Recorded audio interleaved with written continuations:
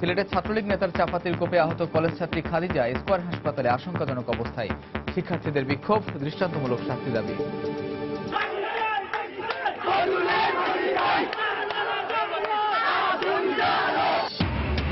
রাঙামাটিতে কাপ্তাই লেকে দোতলা ভবন ধসের ঘটনায় 2 শিশুসহ 4 জনের লাশ উদ্ধার, এখনও নিখোঁজ একজন।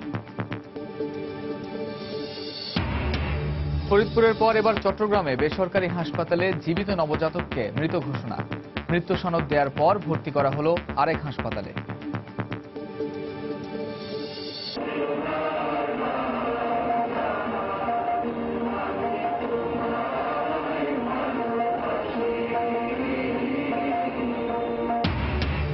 জাতীয় সঙ্গীত পরিবেশনের মধ্য দিয়ে ক্লাস শুরু কার্যক্রমের উদ্বোধন। দেশের সব শিক্ষা প্রতিষ্ঠানে নিশ্চিত করতে হবে মাঠ পর্যায়ের নির্দেশনা। এবং কেন্দ্রীয় কারাগারের নিরাপত্তা নিয়ে উদ্বিগ্ন খোদ আইজি প্রিজন। বললেন, স্থানীয় দখলদারদের কারণে প্রাচীর তোলা যাচ্ছে না।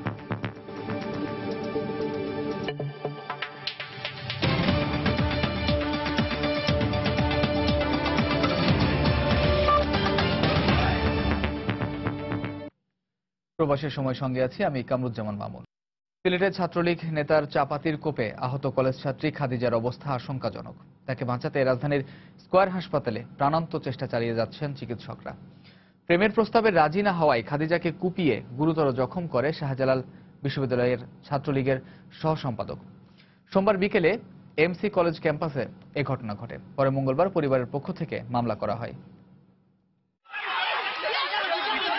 কথা ছিল স্নাতক দ্বিতীয় বর্ষের পরীক্ষা শেষে বিকেলে বাড়ি ফিরবে খাদিজা, কিন্তু সোমবার পরীক্ষার হল থেকে বেরোনোর পর সিলেট এমসি কলেজের পুকুর পাড়ে তাকে আটকে নৃশংসভাবে কুপিয়ে আহত করে শাহজালাল বিজ্ঞান ও প্রযুক্তি বিশ্ববিদ্যালয়ের ছাত্রলীগ নেতা বদরুল। প্রেমের প্রস্তাব প্রত্যাখ্যান করায় খাদিজাকে চাপাতি দিয়ে কুপিয়ে আহত করে বদরুল।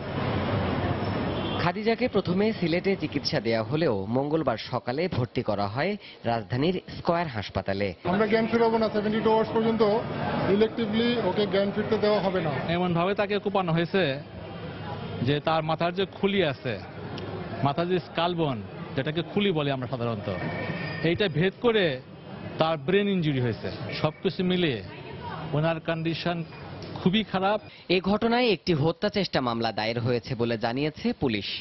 এই মামলাটি অভিযোগে পাওয়ার পরে আমরা অভিযুক্ত যে আছে বদরুল আলমকে গতকালকে তাকে গ্রেপ্তার করা হয়েছিল আমাদের এমসি কলেজ ছাত্রদের সহযোগিতায়। গ্রেপ্তারের পরে তার বর্তমানে তার বিরুদ্ধে হত্যার চেষ্টা মামলা হয়েছে সাপাড়ান থানায়। এই সাপাড়ান থানা মামলা নাম্বার 8 ধারা 326, 307। আমরা এখন তদন্ত করছি এবং আসামি গ্রেপ্তার আছে। আমরা বিশ্বাস করি যে শাস্তি হবে। ঘটনার পরপরই অভিযুক্ত বদরুলকে স্থানীয়রা গণধোলাই দিয়ে পুলিশে সোপর্দ করে। সময় সংবাদ, ঢাকা। এদিকে কলেজ ছাত্রী খাদিজাকে কুপিয়ে জখমের প্রতিবাদে সিলেটের বিভিন্ন শিক্ষা প্রতিষ্ঠানে বিক্ষোভ করেছেন সাধারণ শিক্ষার্থীরা। এ সময় অভিযুক্ত বদরুলের সর্বোচ্চ শাস্তির দাবি জানান তারা। এ ঘটনায় অভিযুক্ত বদরুলকে সাময়িক বহিষ্কার করেছে শাহজালাল বিজ্ঞান ও প্রযুক্তি বিশ্ববিদ্যালয় কর্তৃপক্ষ। আব্দুল আহাদের পাঠানো তথ্য ছবি নিয়ে ডেস্ক রিপোর্ট। ছাত্রলীগ নেতা বদরুলের চাপাতির আঘাতের শিকার কলেজ শিক্ষার্থী খাদিজার জন্য মঙ্গলবার সকাল থেকে সিলেট জুড়ে বিক্ষোভ শুরু হয়। খাদিজার নিজ কলেজ সিলেট মহিলা কলেজে মানববন্ধন ও বিক্ষোভ মিছিল করেন সহপাঠী, শিক্ষক, বন্ধু। এ সময় নিজেদের নিরাপত্তা নিয়ে শঙ্কাও প্রকাশ করেন তারা। এই ঘটনার প্রতিবাদে সব ধরনের ক্লাস পরীক্ষা বন্ধ রেখে 3 দিনের আন্দোলন কর্মসূচি ঘোষণা করা হয়। আমরা যদি এরকম পরীক্ষা দিতে যাব 2 দিন পরে এমসি কলেজে, তখন যদি আমাদের উপরে এরকম হয়, আমরা তো একটা সিকিউরিটির দরকার। তো 3 দিনের আলটিমেটাম দেওয়া হয়েছে। এই 3 দিনের মধ্যে আমাদের কোনো এক্সাম অথবা ক্লাস সবকিছু বর্জন। খাদিজার হামলাকারীর দৃষ্টান্তমূলক শাস্তি দাবিতে এমসি কলেজেও বিক্ষোভ মিছিল করেন সাধারণ শিক্ষার্থী সহ বিভিন্ন সংগঠনের নেতাকর্মীরা। এছাড়া ক্যাম্পাসে বহিরাগত প্রবেশে কড়াকড়ি আরোপ এবং ক্যাম্পাসের সার্বিক নিরাপত্তা নিশ্চিতের দাবিও জানান তারা। বহিরাগত ক্যাম্পাসে এসে নির্মমভাবে ছাত্রীকে কুপিয়েছে। আমরা এটা সর্বোচ্চ শাস্তি দাবি করছি। আমরা ফাঁসি চাই, ওনাদের এই দেশের প্রতিনিধিত্ব করার কথা, আমাদের সবার দেশের প্রতিনিধিত্ব করার কথা। এই জায়গায় যদি আমরা এরকম বিবেকহীন কাজ করি তাহলে এটা তো আমাদের নিজের জন্যই লজ্জার বিষয়।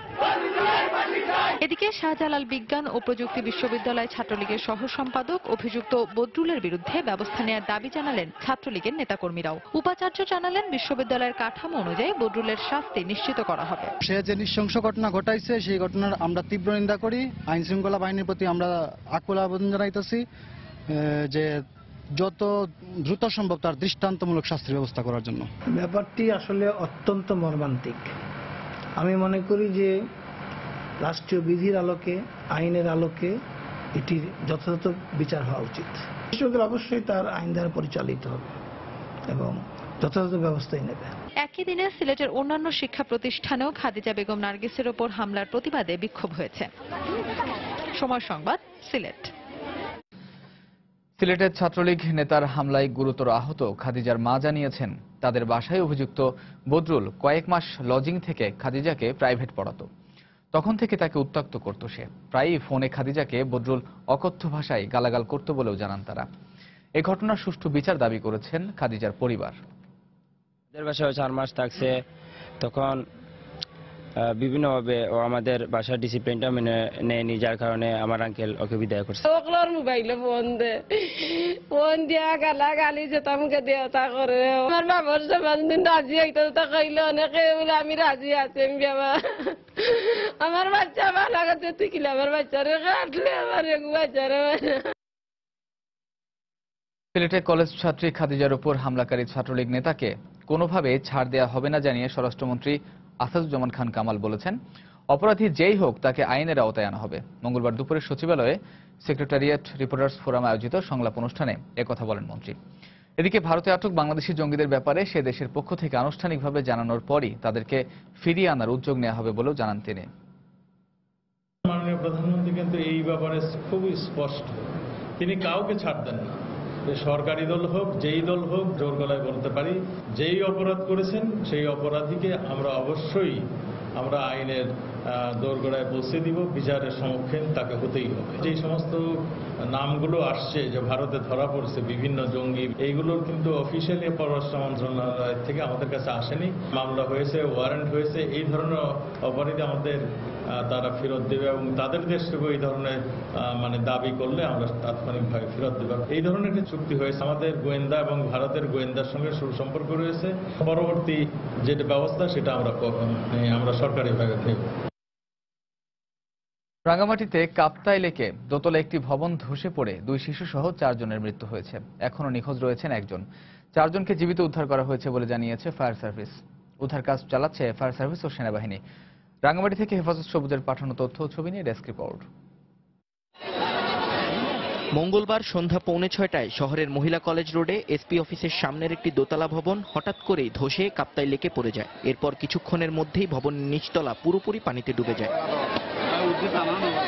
ঘটনার পরপরই ফায়ার সার্ভিসের একটি ইউনিট ঘটনাস্থলে পৌঁছে উদ্ধার কাজ শুরু করে। পরে সেনাবাহিনীও উদ্ধার কাজে অংশ নেয়। ভবনটি থেকে 7 জনকে উদ্ধার করে সদর হাসপাতালে ভর্তি করে ফায়ার সার্ভিস। পরে তাদের মধ্যে জাহিদ, হাবিবা ও পিঙ্কি নামে 3 জনকে মৃত ঘোষণা করেন চিকিৎসক।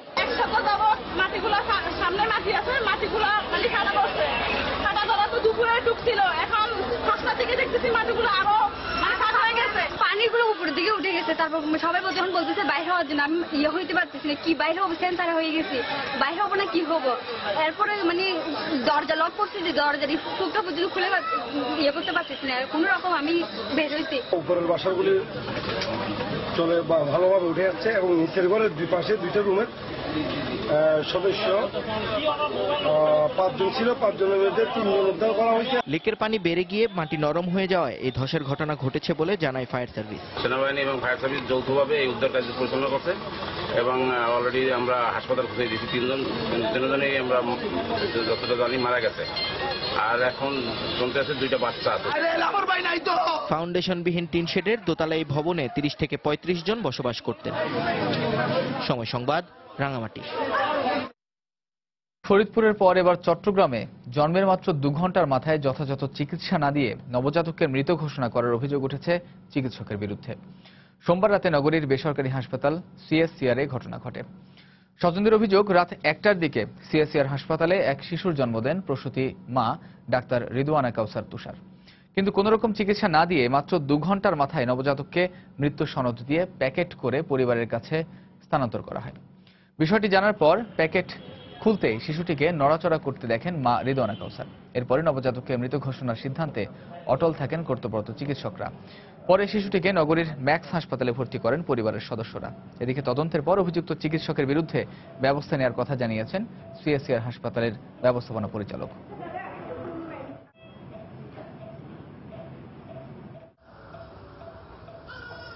আমি বক্স খুলে দেখি যে বেবি চেস্ট মুভমেন্ট হচ্ছে, বেবি তখনও বেঁচে ছিল।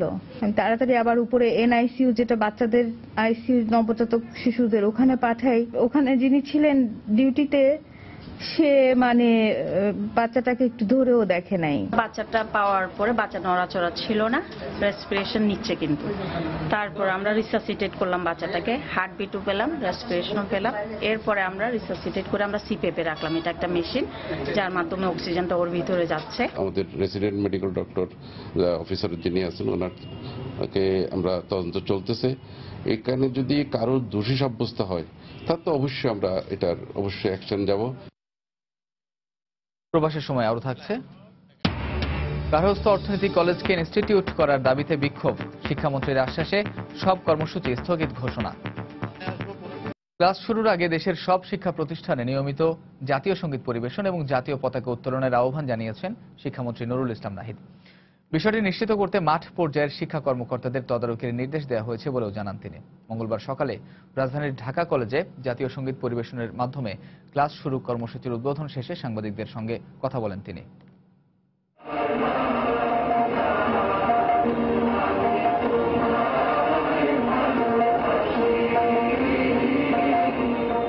যে মাটির গন্ধে আত্মার শান্তি, যার আশ্রয় প্রশ্রয়ে বেড়ে ওঠা সেই মায়ের মলিন মুখ কার না চোখে জল আনে।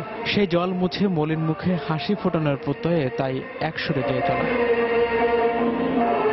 সারিবদ্ধভাবে এক লয়ে গাইছেন শতাধিক শিক্ষক শিক্ষার্থী, তাতে কণ্ঠ মেলাচ্ছেন মন্ত্রী, আর উঠছে বহু প্রাণের বিনিময়ে পাওয়া লাল সবুজ পতাকা।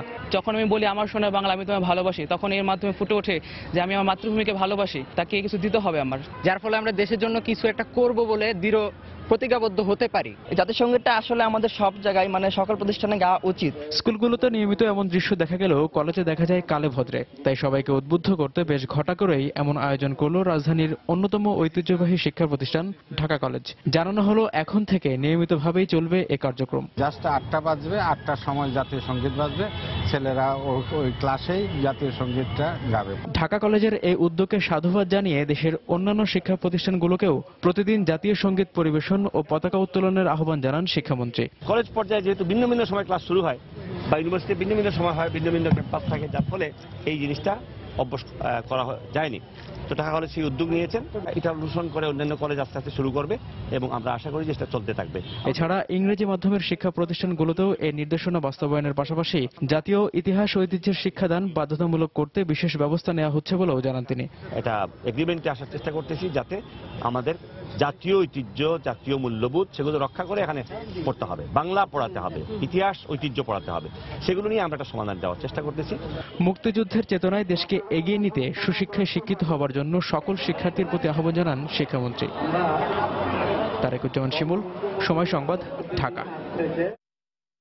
এবার বেসরকারি বিশ্ববিদ্যালয় নিয়ে সময়ের বিশেষ আয়োজন। প্রতি বছর বেসরকারি বিশ্ববিদ্যালয়ে বাড়ছে শিক্ষার্থীর সংখ্যা। সে অনুযায়ী শিক্ষার মান না বাড়ায় বেসরকারি বিশ্ববিদ্যালয়ের পাঠ্যসূচি, ট্রাস্টি বোর্ড সহ নানা বিষয় নিয়ে বাড়ছে সমালোচনা। সংকট সমাধানে ছাত্র সংসদ প্রচলনের মধ্য দিয়ে যোগ্য নেতৃত্ব সৃষ্টির পাশাপাশি বাণিজ্যিক মানসিকতা ত্যাগের আহ্বান শিক্ষাবিদদের। এদিকে প্রতিটি বিশ্ববিদ্যালয়ের ট্রাস্টি বোর্ডে একজন করে পর্যবেক্ষক নিয়োগের পরিকল্পনা বিশ্ববিদ্যালয় মঞ্জুরি কমিশনের। মুজাহিদ শুভর রিপোর্ট। প্রতিষ্ঠার পর থেকেই বেসরকারি বিশ্ববিদ্যালয়ের পাঠ্যসূচি, শিক্ষক ও শিক্ষার মান, ট্রাস্টি বোর্ড সহ নানা বিষয় উঠে আসতে থাকে আলোচনায়। নানা বাস্তবতায় বেসরকারি বিশ্ববিদ্যালয়ে শিক্ষার্থীদের চাপ বাড়লেও বাড়েনি মান। বেপরোয়া ছাত্র রাজনীতির ছোবল থেকে মুক্ত থাকলেও নানা ধরনের অসামাজিক ও দেশবিরোধী কাজের সাথে শিক্ষার্থীদের সম্পৃক্ততায় বেসরকারি বিশ্ববিদ্যালয়ের সামগ্রিক কর্মকাণ্ড এখন প্রশ্নের মুখে বলে শিক্ষাবিদদের পর্যবেক্ষণ। জবাবদিহিতা বাড়ানোর ক্ষেত্রে শিগগিরই প্রতিটি বিশ্ববিদ্যালয়ের ট্রাস্টি বোর্ডে একজন করে পর্যবেক্ষক নিয়োগের কথা ভাবছে ইউজিসি। তিনি ফিরে এসে একটা রিপোর্ট দেবেন, সেই রিপোর্টে যদি এমন কিছু থাকে যে বোর্ড কিছু অনিয়মিত কাজ করেছে, সিদ্ধান্ত নিয়েছে, আইনের পরিপন্থী কোনো সিদ্ধান্ত নিয়েছে, তাহলে তার রিপোর্ট অনুযায়ী ব্যবস্থা নেওয়ার জন্য আমরা চেষ্টা করব। আগামী সেমিস্টার থেকে সকল বিশ্ববিদ্যালয়ে দুটো বিষয় আবশ্যকীয়ভাবে পড়তে হবে। একটি হচ্ছে বাংলাদেশের অভ্যুদয়ের ইতিহাস, দ্বিতীয়টি হচ্ছে বাংলা ভাষা। ছাত্র সংসদ প্রতিষ্ঠার মাধ্যমে শুদ্ধ রাজনীতি, যোগ্য নেতৃত্ব ও শিক্ষার্থীদের সৃজনশীল কর্মকাণ্ডের সাথে সম্পৃক্ত করার আহ্বান জানাচ্ছেন শিক্ষাবিদরা। তবে সংকট থেকে পরিত্রাণের লক্ষ্যে বেসরকারি বিশ্ববিদ্যালয় কর্তৃপক্ষকে তাদের বাণিজ্যিক মানসিকতা পরিহারেরও জোর তাগিদ জানাচ্ছেন তারা। ইতিহাসের পাঠ, সাহিত্যের পাঠ, দর্শনের পাঠ এইগুলো দেওয়া উচিত এবং অনেকটা বাধ্যতামূলকভাবেই দেওয়া উচিত। বিশেষ করে ইতিহাসটা খুব জরুরি এবং ইতিহাস দায়সারা গোছের পড়ালে হবে না, বাংলাদেশের অভ্যুদয়ের ইতিহাস পড়ালে হবে না। বিশ্ববিদ্যালয়ে একটা গণতান্ত্রিক পরিবেশ চাইব, একটা ক্ষেত্র চাইব যেখানে ভবিষ্যতের নেতৃত্ব তৈরি হবে এবং আমরা সাংস্কৃতিক জীবন চাই। ঢালাওভাবে বেসরকারি বিশ্ববিদ্যালয়কে দোষারোপের পরিবর্তে শিক্ষক, অভিভাবক ও সরকারকে একসাথে কাজ করার আহ্বান জানান প্রতিষ্ঠান প্রধানরা। ছেলেমেয়েরা আপনার ফ্যামিলি হলে ফ্যামিলিতে দেখা, সামাজিকভাবে সমাজে দেখা, ইউনিভার্সিটির মধ্যে ইউনিভার্সিটি দেখা, আমাদেরকে আরো অনেক বেশি ওয়াচফুল থাকতে হবে। কেবল প্রায়োগিক ও ব্যবহারিক বিদ্যায় সীমাবদ্ধ না থেকে মানবিক শিক্ষার মাধ্যমে শিক্ষাকে পূর্ণাঙ্গ ও সময়োপযোগী করার পরামর্শ শিক্ষা সংশ্লিষ্টদের। মুজাহিদ শুভ, সময় সংবাদ, ঢাকা। সিলেটের 4টি বেসরকারি বিশ্ববিদ্যালয়ের মধ্যে 3টি চলছে মার্কেটের ওপর। স্থায়ী ক্যাম্পাসে যাওয়ার নির্ধারিত সময় পেরিয়ে গেলেও যাচ্ছি করে বছর পার করে দিচ্ছে বিশ্ববিদ্যালয়গুলো। এতে শিক্ষার্থীদের মাঝে ক্ষোভ বাড়ছে। এ অবস্থায় প্রতিশ্রুতি অনুযায়ী দ্রুত নিজস্ব ক্যাম্পাস চালুর তাগিদ দিয়েছেন শিক্ষামন্ত্রী ও শিক্ষাবিদরা। আব্দুল আহাদের রিপোর্ট।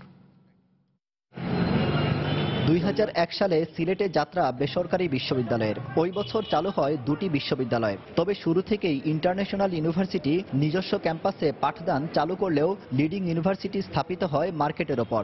2003 সালে প্রতিষ্ঠার পর থেকে মেট্রোপলিটন ইউনিভার্সিটির শিক্ষা কার্যক্রম চলছে আলহামরা মার্কেটে। আর প্রতিষ্ঠার পর গত 5 বছর ধরে নর্থ ইস্ট ইউনিভার্সিটি এখনো মার্কেটে। শিক্ষার্থীরা বলছেন, মার্কেটের ওপর ক্লাস করে একসময় সার্টিফিকেট পেলেও একাডেমিক কার্যক্রমের বাইরে সৃজনশীলতা থেকে দূরে থাকতে হচ্ছে তাদের। পাবলিক ভার্সিটিতে আলাদা ক্যাম্পাস বড় থাকার কারণে ওরা যেভাবে গ্রুপ স্টাডিটা একটা ওপেন প্লেসে করতে পারছে, ভার্সিটি শিক্ষাকে পরিপূর্ণ করে দেয় এই কাজগুলো, এগুলোর মাধ্যমে অনেক কিছু শেখার আছে। এই সুযোগ থেকে আমরা প্রথমত বঞ্চিত হচ্ছি। আমরা সকালে আসি, ক্লাসে করি এবং ক্লাস শেষে চলে যাই। বসার কোনো জায়গা নাই বা আমাদের থাকার মতো, আমাদের নিজস্ব কথা বলার মতো কোনো জায়গা নাই। ক্যাম্পাস ছাড়া শিক্ষার্থীদের সুপ্ত প্রতিভার বিকাশ ঘটে না, এমন মত স্বয়ং বেসরকারি বিশ্ববিদ্যালয়ের কর্তা ব্যক্তিদের। ক্যাম্পাস বলতে যেটা বোঝায় সেটি নেই বলে ছাত্রদের যে কর্মকাণ্ড, ইয়াং পিপুল যেখানে তার মনের সব জিনিস ভেন্টিলেট করতে পারে, এই সুযোগটা কম, যে জন্য এদের বিভ্রান্ত হওয়ার সুযোগও বেশি। আমাদের যে 35,000 স্কোয়ার ফিট বিল্ডিং তৈরি হয়েছে সেখানে আমরা অলরেডি ক্লাস শুরু করেছি এবং বাকি ক্যাম্পাস ফ্যাসিলিটিস তৈরি করে আমরা আশা করছি আগামী বছর নাগাদ পার্মানেন্ট ক্যাম্পাসে শিফট করতে পারব। বেসরকারি বিশ্ববিদ্যালয় নিয়ে ক্ষোভের শেষ নেই স্বয়ং শিক্ষামন্ত্রীরাও। আমরা জোরালো বক্তব্য দেই, চেষ্টা করতে পারি, কিন্তু আমাদের তো সেই শক্তি নাই। আমাদের পুলিশের সাহায্য নিতে হয়, তাকে বন্ধ করতে গেলে, তাকে ধরে নিয়ে আসতে গেলে, মামলা করতে গেলে। সিলেটের 4টি বেসরকারি বিশ্ববিদ্যালয়ে শিক্ষার্থীর সংখ্যা 12,000-এরও বেশি। আব্দুল আহাদ, সময় সংবাদ, সিলেট। 3,589 কোটি টাকা ব্যয়ে 9টি উন্নয়ন প্রকল্পের অনুমোদন দিয়েছে জাতীয় অর্থনৈতিক পরিষদের নির্বাহী কমিটি একনেক। মঙ্গলবার দুপুরে রাজধানীর শেরেবাংলা নগরে এনইসি সম্মেলন কক্ষে প্রধানমন্ত্রীর সভাপতিত্বে বৈঠকে এই প্রকল্পগুলোর অনুমোদন দেওয়া হয়। এজন্য সরকারি তহবিল থেকে ব্যয় হবে 1,541 কোটি টাকা। এর মধ্যে রয়েছে রুরাল ইলেকট্রিফিকেশন আপগ্রেডেশন প্রকল্প, বাংলাদেশ রেলওয়ের জন্য যাত্রীবাহী কোচ সংগ্রহ, পটুয়াখালী মেডিকেল কলেজ ও হাসপাতাল স্থাপন প্রকল্প। সভা শেষে ব্রিফিংয়ে পরিকল্পনা মন্ত্রী জানান, চলতি অর্থ বছরের প্রথম 3 মাসে এডিপির 8.7% বাস্তবায়ন হয়েছে।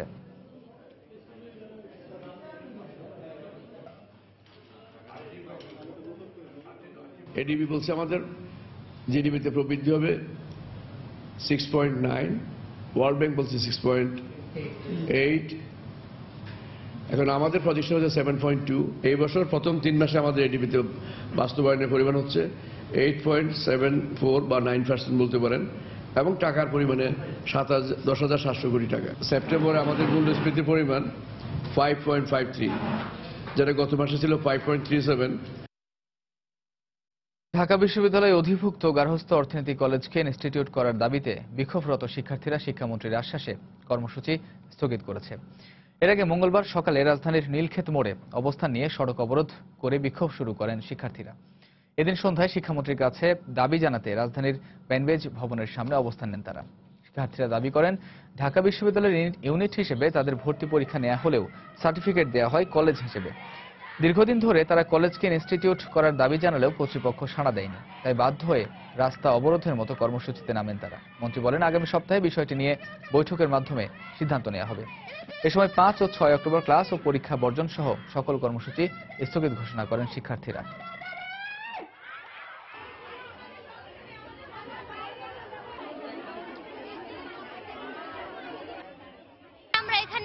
ক্লাস শুরু করি তখন আমরা বুঝতে পারছিলাম যে আসলে শুধুমাত্র ভর্তি পরীক্ষাটা ঢাকা বিশ্ববিদ্যালয় নয়, আমাদেরকে শুধু মিথ্যা প্রতিশ্রুতি দেওয়া হয়েছিল। ঢাকা বিশ্ববিদ্যালয় একটি ইউনিট হিসেবে আসছি, নট কলেজ। ইউনিট হিসেবে আসছি এবং আমরা সব সুযোগ সুবিধা পেতে চাই, এর জন্য আমরা ইনস্টিটিউট চাই। আমাদের কলেজ অধ্যক্ষের কাছে, ভিসি স্যারের কাছে, সবার কাছে গিয়েছি, আমরা শিক্ষামন্ত্রীর কাছে গিয়েছি। তারা যদি আমাদেরকে পজিটিভ কিছু বলতো, আমরা তো আজকে এভাবে রাজপথে আসতে হতো না। তাদের যে সমস্যা আছে তারা যেগুলো আমাদের কাছে বলছে, আমি আমার সব অফিসারদের সম্পূর্ণ highest level of our officer শিক্ষা মন্ত্রণালয় তাদের সামনে আমি এইটা নির্দেশ দিছি। তাদের একটা অভিযোগ হইল যে সেখানে ভর্তি করবার সময় ঢাকা বিশ্ববিদ্যালয়ে বলে তাদেরকে ভর্তি করা হয়েছে। আরেকটা হলো তাদের বই পুস্তক নেই, পড়াশোনা হয় না, তার ডিগ্রির কোনো মূল্য পাওয়া যায় না, তার চাকরি পাইতে গেলে সমস্যা করে, বিশেষ সমস্যা করে। এই দুইটা বিষয়ে ইনকোয়ারি করে কেন এই বিভ্রান্তি হইল এইটা বাইর করার জন্য নির্দেশ দিতে। প্রবাসের সময় আরো থাকছে। ফতুল্লায় প্রস্তুতি ম্যাচে বিসিবি একাদশের বিপক্ষে 4 উইকেটের জয় পেল ইংল্যান্ড। ইমরুলের দাপুটে সেঞ্চুরি। কেরানীগঞ্জে অবস্থিত কেন্দ্রীয় কারাগারের কিছু জমি স্থানীয়রা দখল করার ফলে কারাগারের নিরাপত্তা প্রাচীর তোলা যাচ্ছে না বলে জানিয়েছেন কারা মহাপরিদর্শক ব্রিগেডিয়ার জেনারেল সৈয়দ ইফতেখার উদ্দিন। এতে কারাগারের নিরাপত্তা কিছুটা বিঘ্নিত হচ্ছে বলেও জানান তিনি। মঙ্গলবার দুপুরে ঢাকা কেন্দ্রীয় কারাগার পরিদর্শন শেষে সাংবাদিকদের একথা বলেন তিনি। কারা মহাপরিদর্শককে একদল বন্দী আনুষ্ঠানিকভাবে সালাম দিয়ে কারাগারে স্বাগত জানান। পরে আইজি প্রিজন বন্দীদের ব্যবহারের জন্য নবনির্মিত একটি শেড উদ্বোধন করেন। তাদের বিভিন্ন অভাব অভিযোগের কথাও শোনেন তিনি। সাংবাদিকদের জানান, স্থানীয় কিছু লোকের বাধার কারণে কারাগারকে সুরক্ষিত করা যাচ্ছে না। কারাগারের অবকাঠামোগত নানা অসুবিধার জন্য গণপূর্ত বিভাগকে দায়ী করেন কারা মহাপরিদর্শক।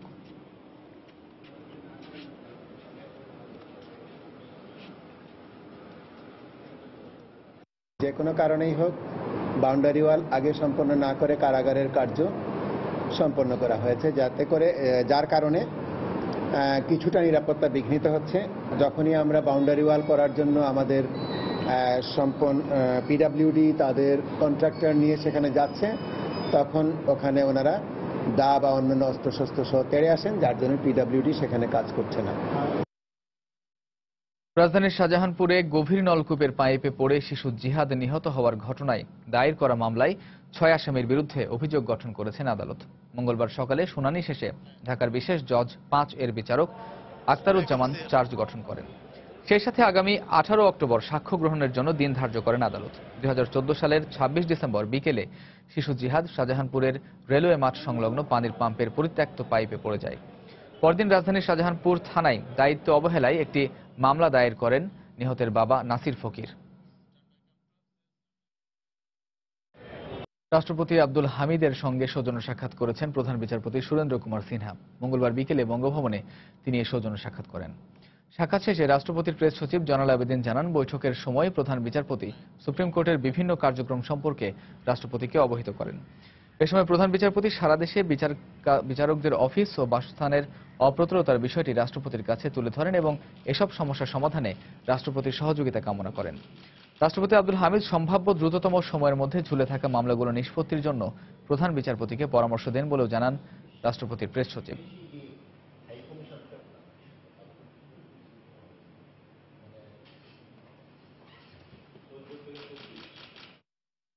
দেশের সব ধর্মের মানুষ সতর্ক থাকলে ধর্মীয় সম্প্রীতি ধ্বংসকারী জঙ্গি গোষ্ঠীর অপতৎপরতা বন্ধ হয়ে যাবে বলে মন্তব্য করেছেন খাদ্যমন্ত্রী অ্যাডভোকেট কামরুল ইসলাম।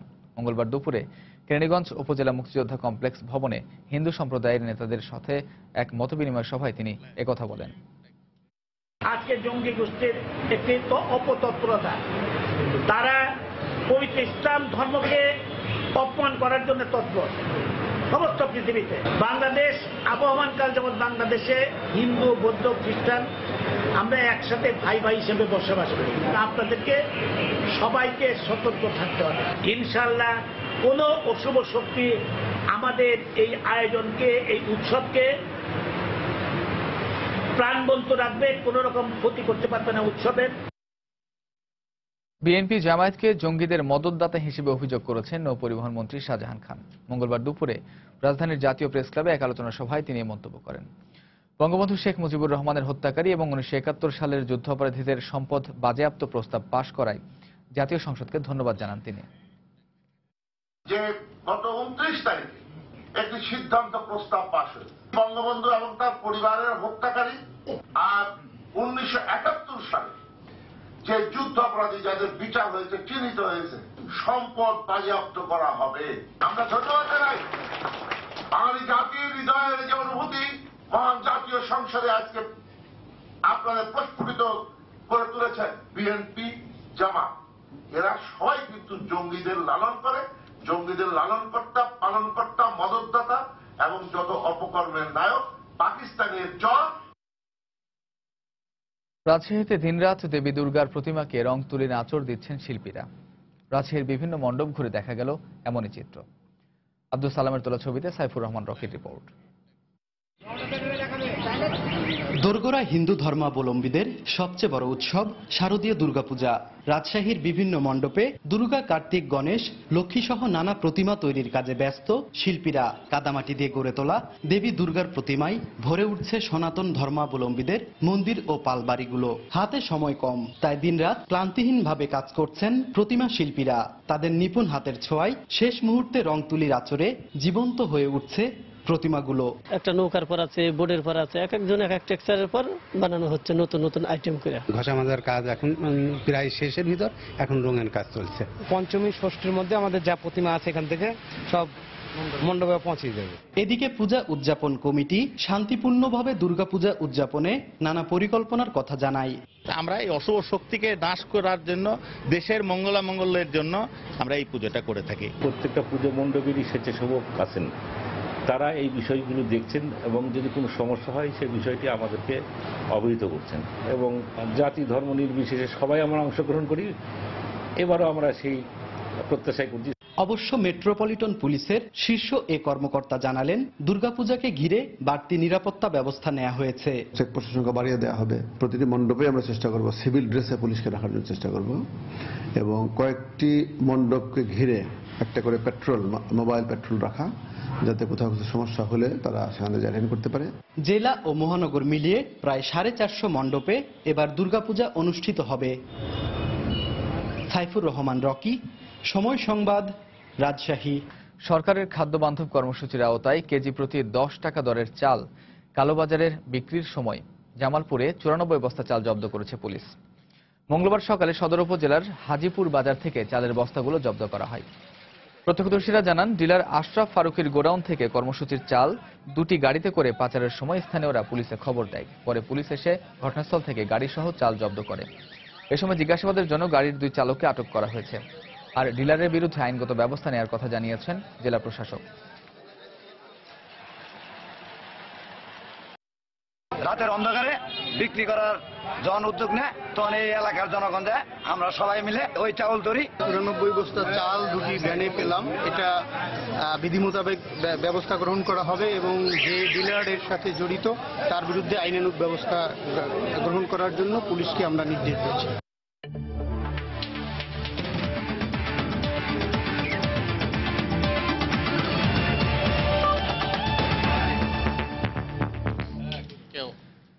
বিসিবি ও ইংল্যান্ড একাদশের প্রস্তুতি ম্যাচের খবর। ইমরুল কায়েসের সেঞ্চুরির পরও পারল না বিসিবি একাদশ। হাড্ডাহাড্ডি লড়াইয়ের পর শেষ পর্যন্ত জয় পেয়েছে ইংল্যান্ড। ফতুল্লায় বিসিবি একাদশকে 4 উইকেটে হারিয়েছে শক্তিশালী ইংল্যান্ড একাদশ। টস জিতে আগে ব্যাট করে ইমরুল কায়েসের দাপুটে সেঞ্চুরিতে 9 উইকেটে 309 রান করে বিসিবি একাদশ। জবাবে অধিনায়ক জস বাটলারের অপরাজিত 80 রানের ইনিংসে 4 উইকেট হাতে রেখে জয় নিশ্চিত করেন শ্রীলঙ্কানরা। ফতুল্লার মরা উইকেটে বিসিবি একাদশের বিপক্ষে 3 শতাধিক রান তাড়া করে শক্তিশালী ইংল্যান্ড জিততেই পারে। তাই বলে এমন রান তাড়া করে জয়ের বন্দরে পৌঁছে যাওয়াটা বোধহয় প্রমাণ করে ইংল্যান্ডকে টেক্কা দিতে বেশ কাঠখড় পোড়াতে হবে মাশরাফি সাকিবদের। আর প্রস্তুতি ম্যাচে জশ বাটলার, মঈন আলী যে ব্যাটিং করেছেন তা তো রীতিমতো বাংলাদেশের টিম ম্যানেজমেন্টের জন্য বেশ চিন্তার বিষয়ই বটে। ফতুল্লায় টস জিতে ব্যাট করতে নামে বিসিবি একাদশ। ব্যর্থতার বৃত্ত থেকে এবারও বের হতে পারেননি সৌম্য সরকার। ব্যক্তিগত 7 রানে আউট হন তিনি। শান্তকে সঙ্গে নিয়ে দ্বিতীয় উইকেটে 85 রানের জুটি গড়ে তুলেন ইমরুল কায়েস। শান্ত বিদায় নিলেও স্ট্রোকসের ফুলঝুরি ছুটতে থাকে ইমরুলের ব্যাটে। টেস্ট অধিনায়ক মুশফিককে নিয়ে দলকে বড় সংগ্রহের পথে নিয়ে যাওয়ার পাশাপাশি মাত্র 81 বলে সেঞ্চুরি তুলে নেন তিনি। 91 বলে 121 রানের ইনিংস খেলে আউট হন ইমরুল। সাথে ইংল্যান্ড সিরিজে তামিমের উপযুক্ত সঙ্গী হিসেবে মূল একাদশে সুযোগ পাবার জোরালো দাবিটা বোধহয় নিজের ব্যাটের মাধ্যমেই জানালেন। ঘোষিত বিসিবি একাদশে ছিলেন না মুশফিকুর রহিম। তবে আফগান সিরিজে রান খরায় থাকা মুশফিক আত্মবিশ্বাস ফিরে পেতেই হয়তো প্রস্তুতি ম্যাচ খেলতে অনুমতি চেয়েছিলেন প্রধান নির্বাচকের। তাতে তাকে সফলই বলতে হবে। মুশির 51 ও নাসির হোসেন 46 রান করলেও শেষ 10 ওভারে ব্যাটসম্যানদের ব্যর্থতায় 9 উইকেটে 309 রানের সংগ্রহ পায় বিসিবি একাদশ। জবাবে জেসন রয়, জেমস ভিন্সের ব্যাটে উড়ন্ত সূচনা পায় ইংল্যান্ড। আস্কিং রেটের সাথে পাল্লা দিয়ে রান তুলতে গেলেও 143 রানে 4 উইকেট হারায় তারা। বেন স্টোকস 28 রান করে বিদায় নিলেও স্কোর দাঁড়ায় 5 উইকেটে 170। তবে দুই অভিজ্ঞ ব্যাটসম্যান বাটলার ও মঈন আলীর 139 রানের জুটিতে জয়ের দ্বার প্রান্তে পৌঁছে যায় ইংলিশরা। মঈন আলী 70 রান করে আউট হলেও বাটলার 80 রানে অপরাজিত থাকেন। 7 অক্টোবর 3 ম্যাচের ওয়ানডে সিরিজের প্রথম ওয়ানডে অনুষ্ঠিত হবে মিরপুরে। 310 রানের টার্গেট দিয়েও বিসিবি একাদশ আটকে রাখতে পারল না ইংল্যান্ডকে। জশ বাটলার আর মঈন আলী গড়ে দিলেন সব পার্থক্য, সাথে সতর্কবার্তা দিয়ে রাখলেন টিম বাংলাদেশকে। তবে এত কিছুর মধ্যেও বাংলাদেশের জন্য সুখবর, ইমরুল কায়েসের সেঞ্চুরি আর মুশফিক নাসিরের রানে ফেরা। ফতুল্লার খান সাহেব ওসমান আলী স্টেডিয়াম থেকে নাসির সুলতান, সময় সংবাদ, নারায়ণগঞ্জ। এই অবস্থায় শীর্ষ সংবাদ জানিয়ে দিচ্ছি আরেকবার। সিলেটের ছাত্রলীগ নেতার চাপাতির কোপে আহত কলেজ ছাত্রী খাদিজা স্কয়ার হাসপাতালে আশঙ্কাজনক অবস্থায়। শিক্ষার্থীদের বিক্ষোভ, দৃষ্টান্তমূলক শাস্তি দাবি।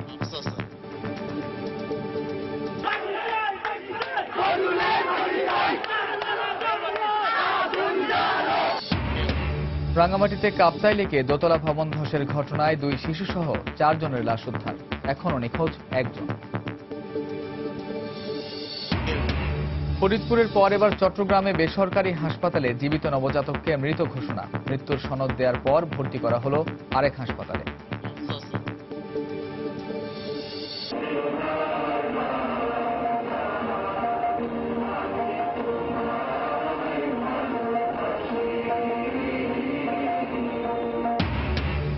জাতীয় সঙ্গীত পরিবেশনের মধ্য দিয়ে ক্লাস শুরু কার্যক্রমের উদ্বোধন। দেশের সব শিক্ষা প্রতিষ্ঠানে নিশ্চিত করতে মাঠ পর্যায়ে নির্দেশনা। এবং কেন্দ্রীয় কারাগারের নিরাপত্তা নিয়ে উদ্বিগ্ন খোদ আইজি প্রিজন। বললেন, স্থানীয় দখলদারদের কারণে প্রাচীর তোলা যাচ্ছে না। এই ছিল প্রবাসী সময়। যে কোনো খবর পেতে ভিজিট করুন সময়নিউজ.tv। যে কোনো বাংলা লিংক, রবিও, সিটিসেল নম্বর থেকে সময় সংবাদের খবর, অনুষ্ঠান সূচি জানতে এবং যে কোনো তথ্য সময় সংবাদে জানাতে ডায়াল করুন 16242 নম্বরে। এছাড়া মাত্র পাওয়া খবর আপনার মোবাইলে পেতে SMS করুন *BN লিখে পাঠিয়ে দিন 16242 নম্বরে। আর সঙ্গে থাকুন সময়।